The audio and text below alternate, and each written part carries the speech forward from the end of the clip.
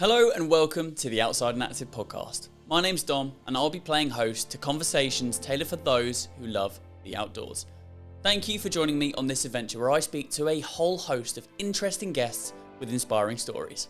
And for our next stop on this adventure, I'm joined by professional climber Pete Whittaker. Pete is one of the world's top big wall solo climbers, and he's probably best known for his expertise in crack climbing, which involves ascending rock formations with long, narrow fissures known as cracks. In 2016, he made the first solo-free ascent of El Capitan in under 24 hours. And in 2018, made a sub 24-hour solo of both El Capitan and Half Dome. And as a top climber, Pete is continuously challenging himself to try different things that other climbers haven't and push himself both mentally and physically in the world of climbing.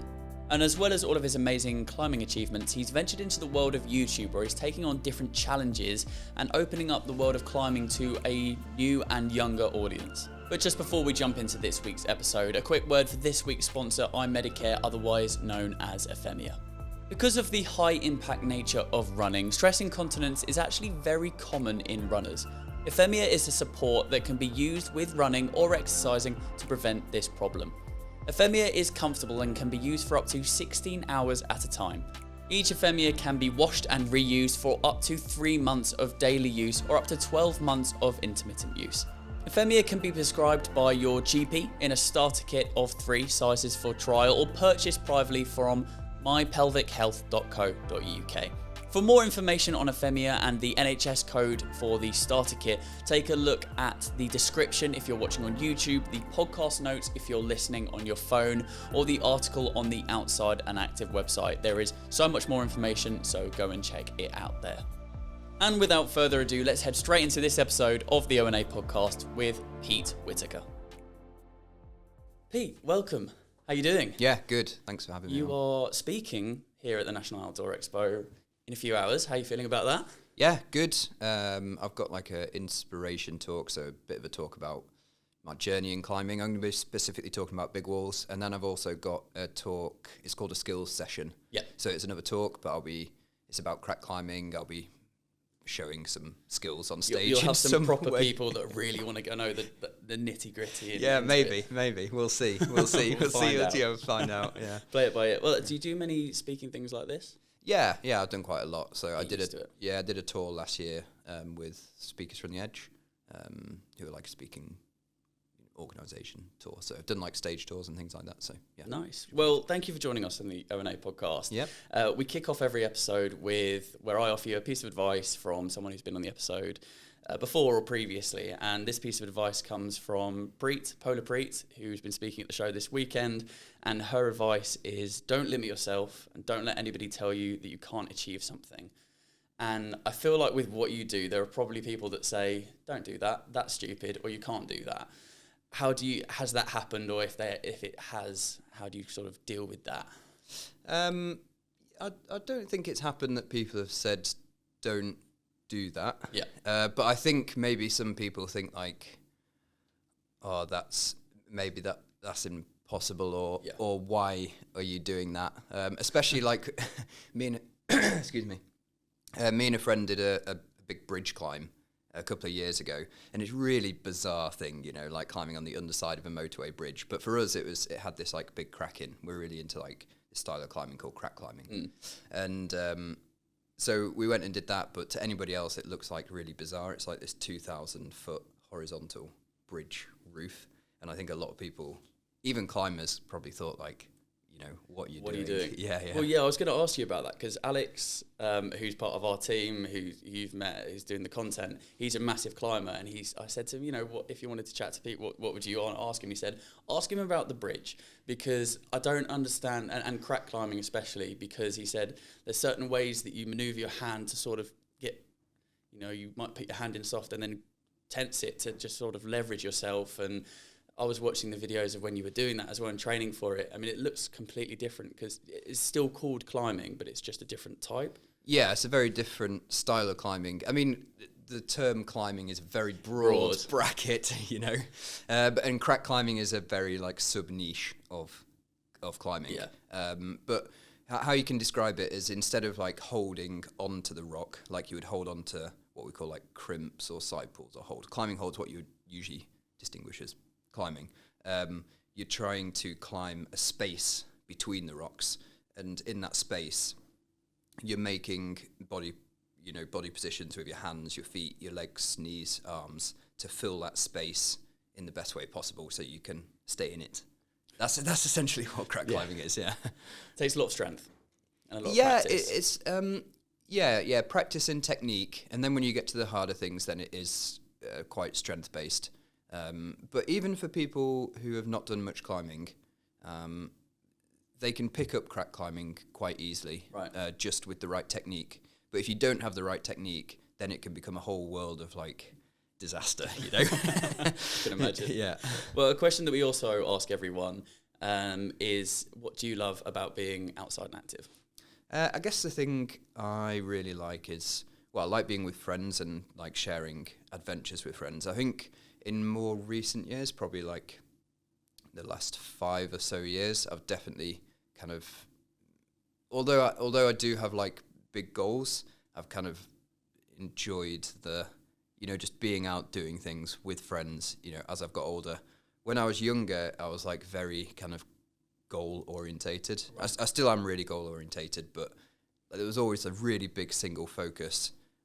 Whereas these days, I definitely like, spending the time on the walls, climbing quickly, efficiently, being out, sharing adventures with friends and stuff like that. So, because you've been doing a lot of YouTube stuff as well. Yeah. And that's very different. I mean, parkour bits and pieces as well. How's that sort of challenged you, and what have you learned from doing things like that have, you've learned to take into your own skill set with climbing? Yeah, so I guess the YouTube stuff that's very different to like what you would class as the personal climbing in a way. I mean, that's like trying to make something that people are going to enjoy. So it's definitely like thinking about something in a different way. You're trying to create some content that people are going to enjoy watching, rather than just doing something that's for personal satisfaction. It's also making climbing a lot more accessible, though. I imagine you're the growing audience. You're getting people obviously that are naturally interested in climbing and want to know more about you and the guys that you're making videos with. But also people will be coming across it and going, "Oh, I've not really realised that. I'm not a massive climber. I don't know a lot about it." But looking into everything that you've been doing and learning more from Alex since he's been working here is going, oh, it's a whole different, once you open that door into it, like there's a whole massive, and like you said earlier, climbing's a very broad spectrum. So it'd be good to know for people that would be listening that don't know a lot about it, of kind of a whistle-stop tour of the different types of climbing, and then also how you got into it as well.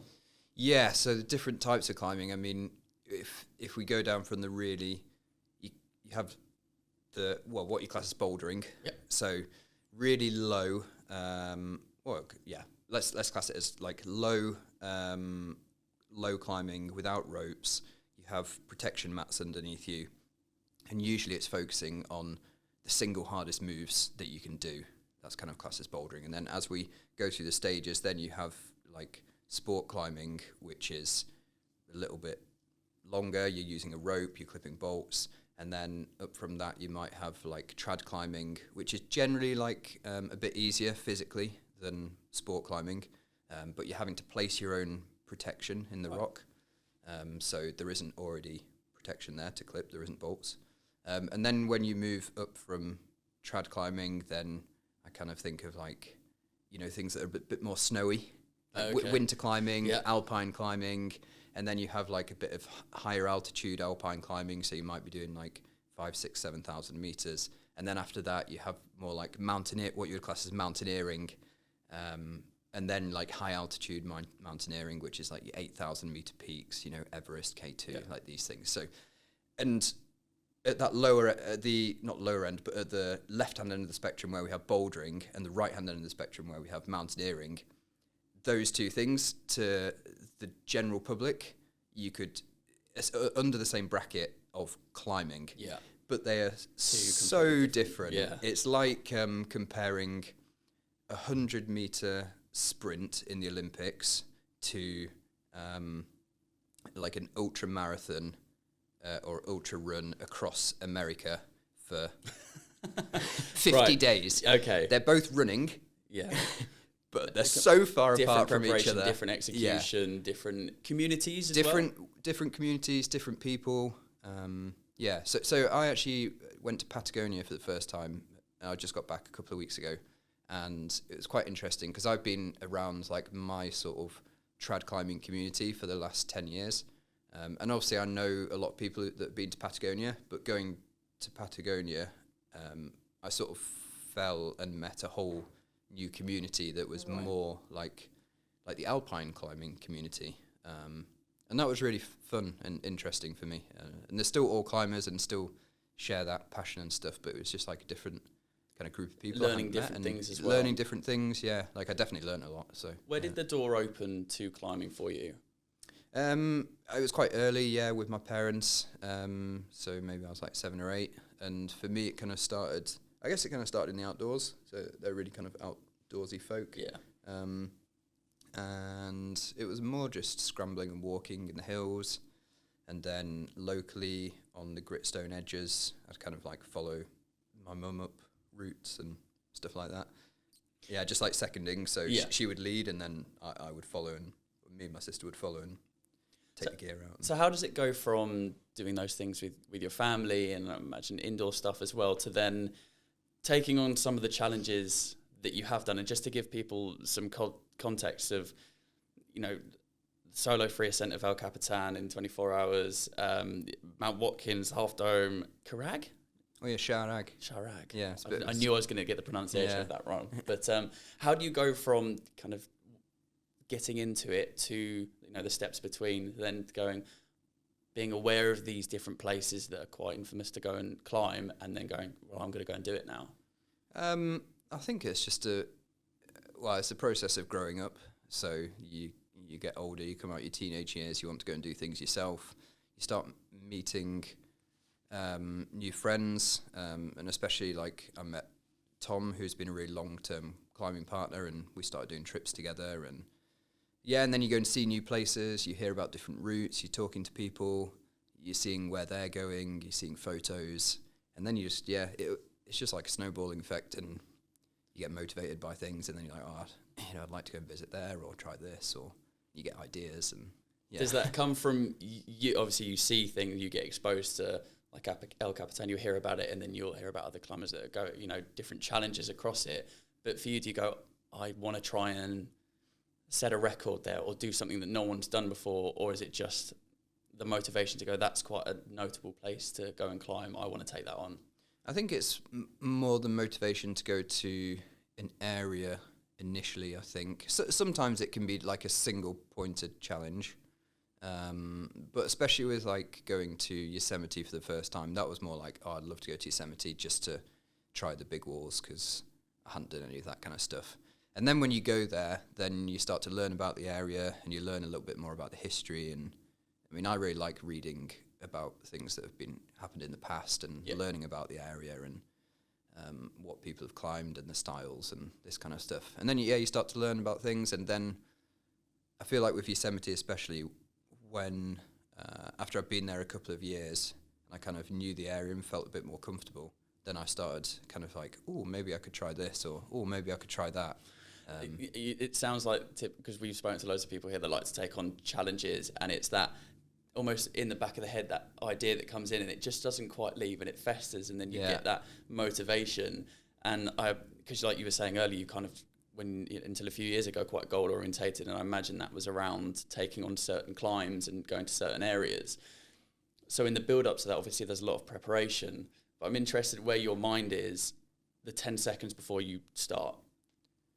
Oh, yeah, 10 seconds before you start. Or are you thinking, or are you job on here as such? Yeah, I mean, you're definitely like always excited to definitely always excited to start these things. I think with some of the big solo things, so where you're climbing by yourself on these big like 2,000, 3,000 foot walls, then before you start, then it's always like a bit, oh my God, like you're looking up and it's like, holy smokes, this is big. It's quite big, isn't it? Yeah, and then you're like, oh Jesus, it's like all your own ability to get you up there, and like all your own technique and stuff. You don't have anybody else to rely on, so you definitely feel like nervous for sure.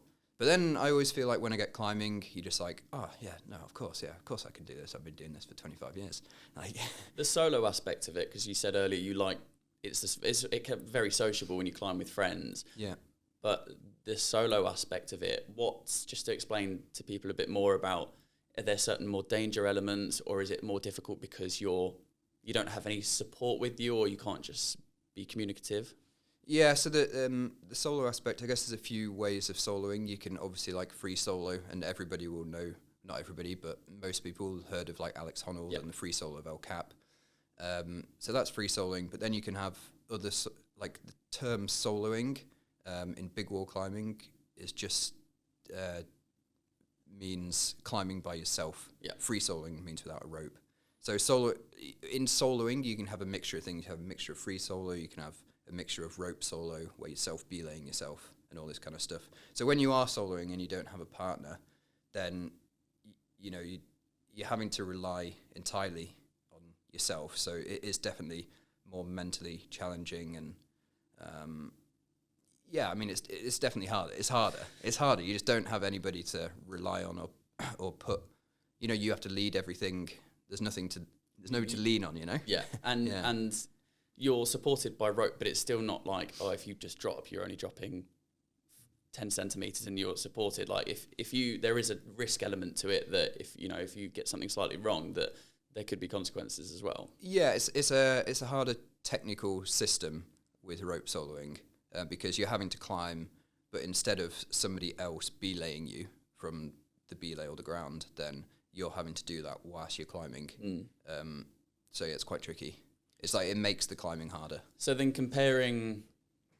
taking on El Capitan on your own, compared to then doing the bridge crack with friends, do you view those completely differently? They're different experiences, different challenges, but do you enjoy both of them for what they are as well, like the solo attempt, but then also doing this fun thing with friends? Yeah, totally. I mean, they're two different sides of the spectrum, and two different, I think, mental spaces that you need to be in. Like the bridge thing with Tom with friends, it's like mentally challenging because it was really physically difficult, but you have somebody to kind of have a laugh with, which is always good. And then the solo thing is more like a mental challenge to keep going and like kind of dig deep yourself and that kind of stuff. But I quite like also climbing by myself, not for really long periods of time, but for like those things where it's just a day or a push at a time. When I was chatting to Pete yesterday, who gave your advice, she did a solo expedition across Antarctica for 900 miles, and she said that when she completed it, it wasn't, I've conquered this place. She said, I have been allowed safe passage through this place, and I have a massive respect for it. So when you're taking on these challenges in these beautifully amazing places, when you've got to the point that when you've completed it, I guess, what's your viewpoint there about, do you look down and go, wow, that was like a different experience? I'm usually just kind tired? of usually quite tired, and usually it kind of depends. Sometimes I'm like happy with my climbing, and sometimes I'm not so happy with my climbing. Really? Like sometimes I feel like I did a good job with that, and then other times I'm like, I could have done better. It's more like a learning thing, I mean, it is a good like feeling when you get to the top and you're like, you've got to the 3,000 foot, you've climbed it all by yourself, and it's definitely a different experience when you top out. But it's not like, I'm never kind of like, oh, cool, like, yeah. Yeah, it's like again, tired. Just want to go and lay down for a little bit. I can imagine that. Yeah. But like I said earlier, I imagine a big part of what you do is preparation and knowing certain routes and understanding, different checkpoints as well. But there was one that you did in 2009 in the American desert where you had like 2 photos to base it off. So how does that then affect the challenge of climbing that area?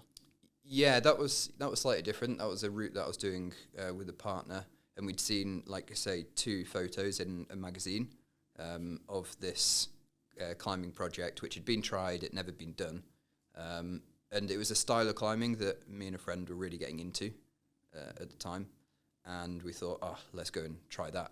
And we actually put aside, we knew it was going to be really hard because we could see from this photo, and we'd read up about it from this guy that had tried it. So we were like, oh, let's put aside 2 years, and we're just going to train to go and try it, and then we're going to go and try it, which is a really strange thing to do. I mean, what you would probably do is like go, have a look, try it a bit, actually see what you need to do, and then and then do it. But you just did it a completely different way. We did it in a different way, yeah. And at the time, I guess I was still at school. I was at sixth form? No, I was at college, I think, after. So, but not old. Yeah. Not, I was still quite. Yeah, I was 18 when we started training for it. So I was 18, 19, and then went and did it when I was 20. Obviously, climbing, there's a strength element, there's a technique element. How big is the mental element of it, especially on these solo high climbs? Yeah, there's definitely a big mental element to it, and also a big skill element to it. I think like that's those two things for sure. And I think it only takes. There's definitely like a certain type of person who enjoys going solo climbing. Not everybody wants to go solo climbing because it's a bit of a nightmare with like rope work and all this kind of stuff. And then if you are doing any free soloing as well without ropes, like there's not many people who enjoy doing that kind of stuff. That's a certain type of person as well. So yeah, there's a very limited amount of people that do it. You might have an answer for what would be, you think, your biggest achievement in climbing, or the one that you're the happiest with. But do you have like a favourite climb? That might be the first thing that you climbed. It might be for whatever reason you did with friends. But is there like an adventure or something, for whatever reason, however small, that for whatever reason will live with me for a long time? I can't think of a particular climb, but an area that I've really enjoyed climbing in is a place called Canyonlands in America, which is in Canyonlands National Park, in fact. Yeah, and it's this place where there's lots of big roof crack climbs, and it's a pretty special place in terms of, if you're into that style of climbing, it's a pretty special place. Like I've never seen anywhere else with climbs that big and that steep for so long. And I've spent quite a lot of time there doing a few trips, and it's definitely it's an amazing place. Is there somewhere that that is almost in that back of your head going, I'd love to go there and try this? Well, before a few weeks ago, it was Patagonia, actually. Oh, right. Yeah. So you take that one off. Yeah. I mean, for the last probably 5 to 10 years, kind of Patagonia has always been, kind of wonder what that's like, and the climbing kind of looks like it suits my style. But I've never had the right partners to go with, I never felt like, or that kind of thing. So it kind of all just lined up this year. And you need to go for a long period of time. Right. To get the weather. Oh, okay. Because the weather's difficult there. So you have to go in like these. You stay in this town called El Chalten, and then you have to wait for weather windows in the mountains, and they don't come very often. Oh, wow. So now you're waiting for there'll be something else that you see, and then you'll go, oh, that will become my next objective at some point when you want to do that. So it's was Patagonia, but might be something else in the future. Yeah. I mean, Patagonia wasn't like a specific route or an objective. It was more like I'd like to go and see the mountains and just experience the place. It's a pretty wild place. So I can definitely imagine. What's been the most challenging climb for you, whether it be mentally, skill, physically? I think in terms of the solo stuff, then the thing I did in 2016, where it was like the solo free climb of El Cap, but mainly because I just wasn't quite as experienced in that style of climbing. So I hadn't done it for very long, and it was like my first big thing. So it felt, it was hard, but it felt harder than I feel like it should have done, Whereas now, if I went back and did it, I feel a lot more experienced in that style of climbing. Yeah. Was that one of the ones you said where you finished it and you maybe weren't as happy with your climb? I was happy, but like I was like, I definitely could have done a lot of things better. Looking back now, especially, you can tell a lot of things better. One of the things that, again, people that might not know as much about the world that you're in wouldn't know about the grading of different climbs, because that's also quite complex. And because I was watching one of your videos, and you were talking about different gradings that you can do quite comfortably, and ones that you aspire, and it's numbers and letters mix. So give a bit of I know it's quite complicated, but a bit of a mix of try and explain it maybe. Grading. I mean, there's many different grades depending on what style you climb in, but if we concentrate on trad climbing, which is what I do, and then if we concentrate on the UK system, then you have like an E grading scale or a severeness grading scale mixed with a technical grading scale, so if we just concentrate on the E part of it, it might be like E1, 2, 3, 4, 5, 6, 7, and that is the sort of how bold it is, how well protected, how serious the route is. Are you going to hurt yourself? Is it really safe? And then the technical aspect is actually how hard or how difficult the moves are. Right. And then they work together. Sorry. Sorry. And then those two work together. So when you have the E section and the technical section, you can't have like a really high E grade with a low technical number. So it's like a sliding scale. They both move together. Okay, so it's complex. Even when you started saying the UK version and this type of climbing. Grades in climbing, it's just a whole can of worms. But it's that thing, like you said, comparing. You kind of use the analogy of ultra running and running in the different different aspects of it. I kind of saw climbing as I didn't know a lot about running, and then I definitely didn't know a lot about ultra running. But then as soon as the doors to ultra running opened, you learn about multi-day ultra running and different adventures that people take on, and the different style of running that you run half of it but you walk half of it, and it's a similar type of thing. So is there an area of climbing that, again, you haven't kind of looked into or done as much of, because you have your specialities that I guess like bridge climbing, and you've done some parkour stuff as well, that you go, I'd like to give that a go, or are giving that a go? I think the thing in the last few years, probably like the last 4 to 5 years, which I guess I'd always wanted to give a go, but never had the chance, and again, never really found the partners to do it, was mixed climbing and winter climbing.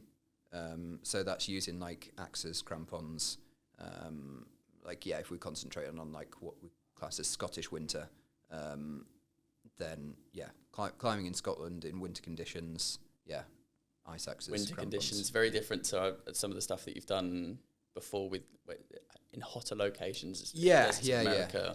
I don't mind being out in winter conditions in the cold, but the way that you climb is quite different, and also you're holding the ice axis that you're holding is like a massive handhold, but you're using the axes in many different ways. So you're like pulling on them, torquing them into cracks, putting them upside down. It's a whole different skill. And also sometimes you're just resting the very end of the pick of the ice axe on some little edge, and it's interesting because when you're holding onto a hold with your fingers, you get feedback through your body, skin. But through the pick of the axe, you're holding onto a massive jug, but the end of the axe could just be on the tiniest little thing, and it's really difficult to know, is that going to rip or is it going to stay on there? Well, it sounds exciting. Yeah, it's a whole different thing, but it's been interesting to kind of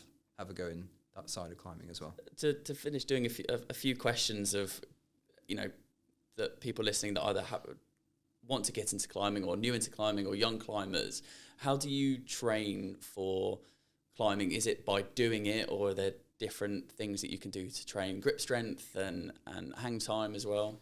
I think for people getting into climbing who've never climbed, it's a reasonably accessible sport now with the amount of, let's say, bouldering gyms that are opening in cities around the country. I think bouldering has especially taken off because it's kind of like you can just go to the bouldering gym, you can have a induction course and then, you know, you can get your boots and your chalk and you can start climbing. And it's quite, you know, you can go by yourself, you don't need a partner, or you can go with friends, and it's like really sociable. Yeah.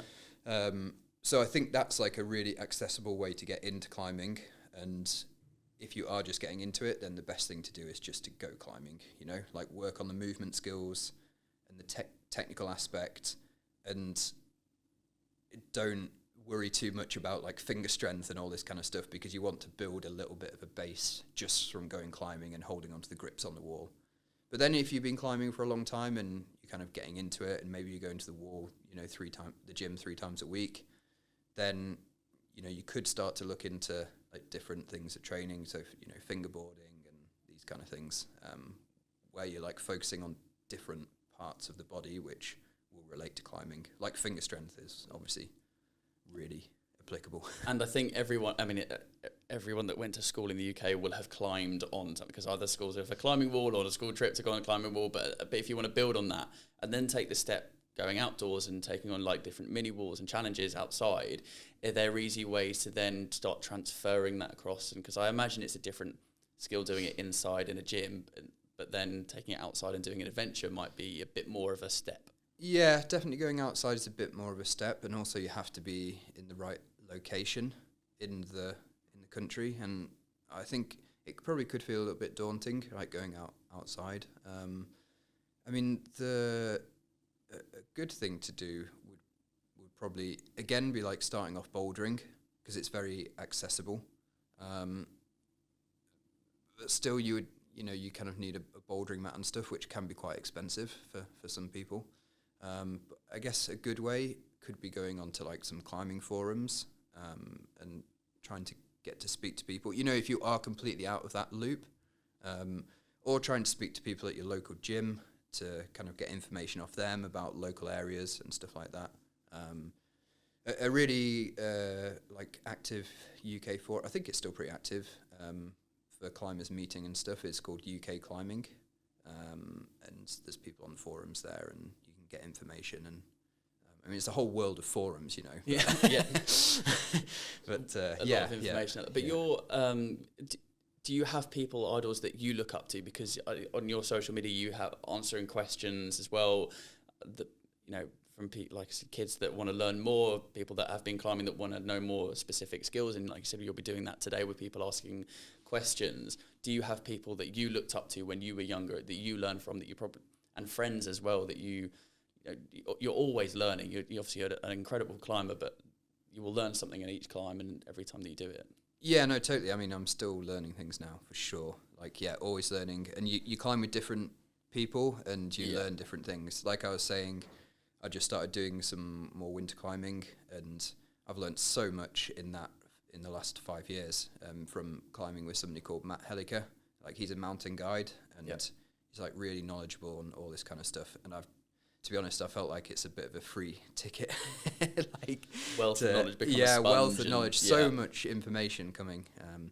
And then, like in earlier years, I mean, all the people that you're climbing with, you're learning. I feel like they're learning from me, and I'm learning from them, and you're learning through experiences. And I think I'm quite analytical of my climbing. So if I have done something, or I like to see like what went well, what went wrong, thinking about those things, and then trying to make it better for the next.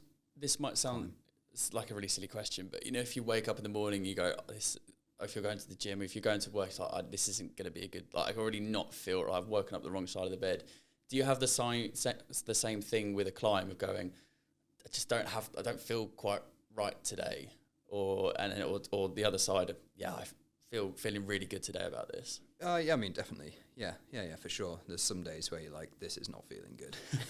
Just not getting the quote. It's not feeling good. And then other days you're like, oh yeah, I'm feeling really good, on point, you know, really light, strong, all these sorts of things.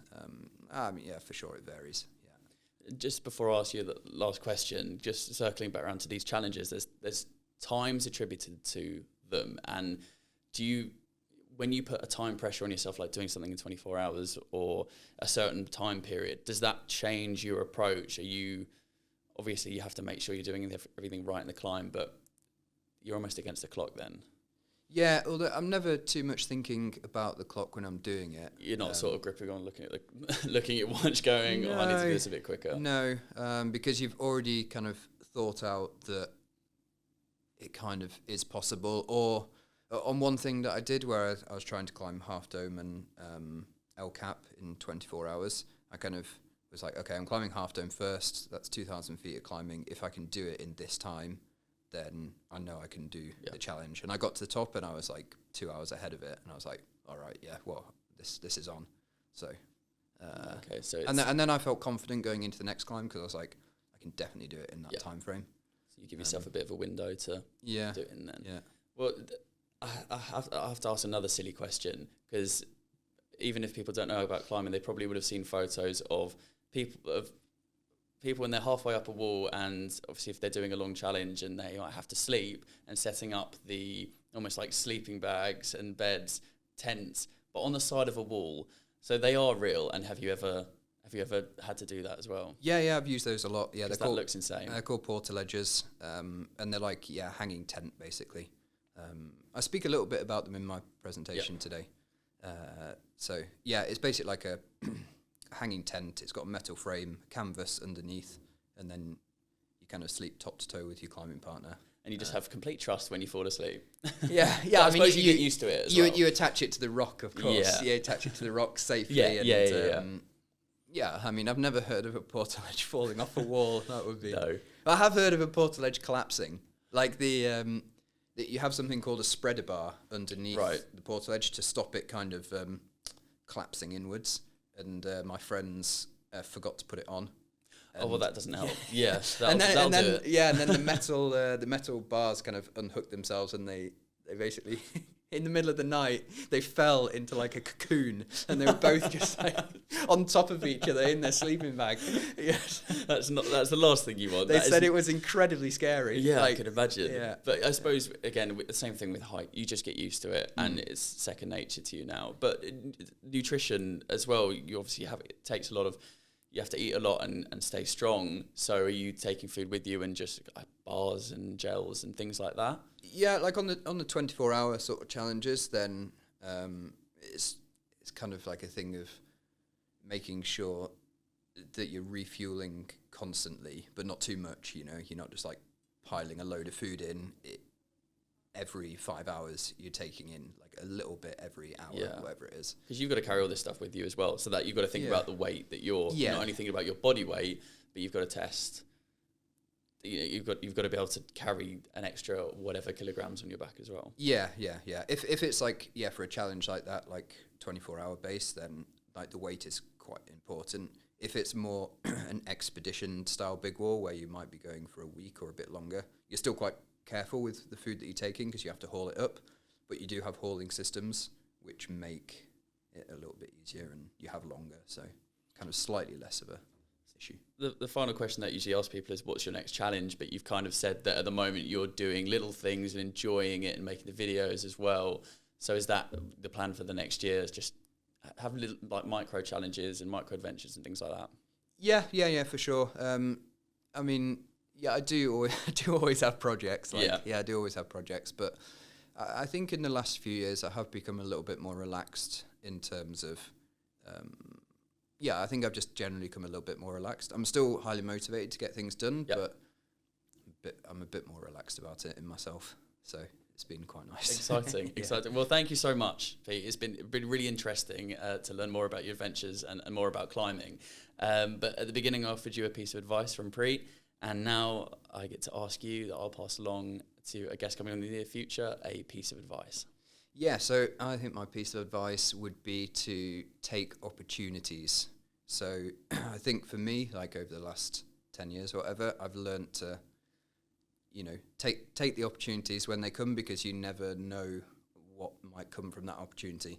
And sometimes that opportunity, you take it and nothing happens from it. But sometimes, things do happen from it. And I feel like, I've taken some opportunities where I didn't feel like anything was going to happen. Then something else came out of it, and you're like, oh, that's interesting. Or you learn something, or it takes you in a new direction. So love that we've not had before. I look forward to passing that along. Pete, thank you so much. Yeah, cool. Thanks for having me.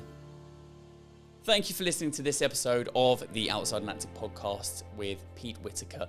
I hope that if you knew about Pete beforehand, that you could have a bit more of an insight about him and his challenges. And if you didn't know about climbing and Pete, then maybe you're inspired to go and try climbing for yourself.